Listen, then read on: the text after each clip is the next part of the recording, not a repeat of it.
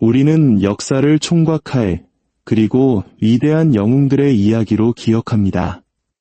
하지만 거대한 제국의 흥망성쇠 뒤에는 때로는 총성보다 더 강력하고 피보다 더 진하게 흐르는 또 다른 전쟁이 숨어 있습니다. 바로 보이지 않는 돈의 전쟁입니다. 오늘 우리는 단 한 발의 총성 없이 세계를 정복한 한 국가와 녹색 잉크로 인쇄된 종이 조각이 어떻게 군대와 함께 그 어떤 제국보다 강력한 무기가 되었는지에 대한 이야기를 나누려 합니다. 이것은 병사나 탱크의 이야기가 아닙니다. 이것은 바로 달러에 대한 이야기입니다. 미국이 어떻게 달러를 정복 그 자체를 대체할 만큼 강력한 무기로 만들었는지, 그리고 그 비밀스러운 전쟁이 어떻게 조용히 계약서와 신용, 피 대신 잉크로 쓰인 약속들을 통해 이루어졌는지에 대한 기록입니다. 오늘날 전 세계는 달러 앞에 고개를 숙이지만 그를 왕좌에 올린 보이지 않는 전쟁을 기억하는 이는 거의 없습니다. 미국의 돈이 세계를 지배하기 전 과연 무엇이 그 자리를 차지하고 있었을까요? 정답은 바로 금과 영국 파운드화입니다. 1차 세계대전 이전까지 100년이 넘는 시간 동안 런던은 세계 금융의 심장이었습니다. 대양을 가로지르는 무역선들은 전 세계의 물자를 실어 날랐고 인도에서 아르헨티나에 이르는 모든 거래는 금으로 교환 가능한 파운드화로 결제되었습니다. 이것은 규율 위에 세워진 시스템이었습니다. 금은 마음대로 찍어낼 수 없었기에 모든 제국은 자신이 보유한 금의 양에 따라 흥하거나 망했습니다. 하지만 1900년대 초 이 규율은 족쇄가 되기 시작했습니다. 유럽의 강대국들은 전쟁을 준비하며 군비를 확장했고 식민지를 넓혔습니다. 국고가 감당할 수 없을 만큼 막대한 비용이 쌓여갔습니다. 그리고 1914년 마침내 구세계는 불길에 휩싸였습니다. 1차 세계대전은 그 어떤 국가도 경험하지 못했던 속도로 인간과 돈을 집어삼켰습니다. 각국의 금고에서 금이 마르기 시작했고 정부들은 금 태환 중단을 선언했습니다. 영국, 프랑스, 독일 모두가 자국 화폐의 가치를 정직하게 지켜주던 금본위제를 포기했습니다. 바로 그 순간 세계 금융의 중심은 서서히 대서양 너머로 움직이기 시작했습니다. 바다 건너편에서 미국은 이 모든 상황을 지켜보며 조용히 숫자를 세고 있었습니다. 공식적으로는 중립을 지키고 있었지만 미국은 연합국의 무기고이자 은행이 되었습니다. 디트로이트, 피츠버그, 뉴욕의 공장들은 밤낮 없이 무기와 식량, 연료를 생산해 바다 건너로 실어 날랐고 이 모든 거래는 달러로 지불되어야 했습니다. 곧 유럽은 미국의 은행들의 막대한 빚을 지게 되었습니다. 1917년까지 JP 모건 단 한 곳에서 주선한 영국과 프랑스에 대한 대출금만 해도 수십억 달러에 달했는데 이는 당시로서는 천문학적인 액수였습니다. 한 나라가 다른 나라의 전쟁으로 어떻게 부유해질 수 있는지 궁금해 본 적 있으신가요? 미국은 영토를 정복하지 않았습니다. 대신 신용을 정복했습니다.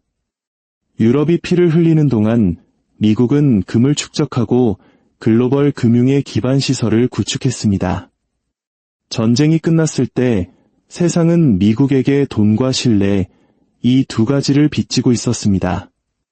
1919년 미국은 전 세계금 보유고의 절반 이상을 차지하게 됩니다. 힘의 균형은 영원히 바뀌었습니다. 1차 세계대전 이후 유럽은 폐허가 되었습니다. 공장은 잿더미가 되었고 정부는 파산했으며 사람들은 굶주렸습니다. 미국은 유일하게 재정적으로 건전하고 안정적이며 계속해서 성장하는 강대국이었습니다. 국가를 재건해야 했던 나라들은 돈이, 즉 신용이 필요했습니다. 그리고 그 신용을 제공할 수 있는 곳은 오직 단 한 곳, 월스트리트뿐이었습니다. 1920년대 내내 미국의 대출은 마치 구원의 강물처럼 해외로 흘러 들어갔습니다. 독일은 전쟁 배상금을 갚기 위해 달러를 빌렸고, 영국은 산업을 재건하기 위해 달러를 빌렸습니다. 프랑스는 자국 통화를 안정시키기 위해 달러를 빌렸습니다. 달러는 세계의 생명줄이 되었습니다. 하지만 곧 대공황의 그림자가 닥쳤고 전 세계적인 신뢰의 붕괴가 뒤따랐습니다. 사람들은 금을 숨겼고 통화 가치는 폭락했으며 무역은 멈춰섰습니다. 이 거대한 혼돈 속에서 세상은 새로운 깨달음을 얻었습니다. 세계는 단 하나의 안정적인 답이 필요하며 영국은 더 이상 그 역할을 할 수 없다는 사실을 말입니다. 그리고 2차 세계대전이 발발했을 때 그 깨달음은 운명이 되었습니다. 1944년 아직 유럽 전역에 포탄이 떨어지고 있던 그 시점에 왜 44개국에서 온 730명의 대표단이 뉴햄프셔의 작은 호텔에 모였는지 아십니까? 그들은 현대 금융 세계의 헌법을 쓰고 있었기 때문입니다. 바로 브레튼 우주 협정입니다. 이 협정은 달러를 명실상부한 왕의 자리에 올렸습니다. 시스템은 이렇습니다. 세계 모든 국가의 통화 가치는 미국 달러에 고정됩니다. 그리고 미국 달러는 1온스당 35달러의 가치로 금과 교환이 보장됩니다. 당시 미국이 전 세계 금의 3분의 1을 소유하고 있었기에 모두가 이 약속을 믿었습니다. 하지만 이 설계에는 천재적인 함의가 숨어 있었습니다. 다른 국가들은 무역을 하고 빚을 갚고 국가를 재건하기 위해 달러를 보유해야만 했습니다. 이는 곧 그들이 미국 정부의 차용 증서인 미국 국채를 사서 보관해야 한다는 의미였습니다. 이제 미국은 자국 통화로 빚을 낼 수 있었고 전 세계가 기꺼이 그 빚을 사주며 미국의 재정을 뒷받침하게 된 것입니다. 훗날 경제학자들은 이를 엄청난 특권이라 불렀습니다. 다른 모든 이들이 반드시 사용해야만 하는 돈을 찍어낼 수 있는 능력. 과거의 제국들은 군대로 정복했지만 미국은 인쇄기로 세계를 정복한 것입니다. 브레튼 우주체제는 유럽의 제국주의 시대를 끝냈지만 그 자리를 더 교묘한 금융제국주의로 대체했습니다. 달러는 세계 무역의 혈액이 되었습니다. 석유, 식량, 기계, 원자재 등 모든 것이 달러로 가격이 매겨졌습니다. 세계 시장에서 무언가를 샀거나 팔고 싶다면 당시는 달러가 필요했습니다. 이것은 워싱턴에게 그 어떤 제국도 가져보지 못했던 강력한 무기를 쥐어주었습니다. 총알 한 발 쏘지 않고 적을 세계로부터 고립시킬 수 있는 능력입니다. 한 국가가 미국의 정책에 반기를 들면 그 나라의 은행들은 달러 시스템에서 차단될 수 있고 계좌는 동결되며 경제는 하룻밤 사이에 질식사할 수 있습니다. 경제 제재는 새로운 형태의 포위 공격이 되었습니다. 20세기에는 대포가 도시를 함락시켰다면 21세기에는 스프레드시트가 그 일을 합니다. 이러한 전후 복구와 달러 중심의 질서 재편 과정은 우리 한국인들에게도 결코 낯설지 않습니다.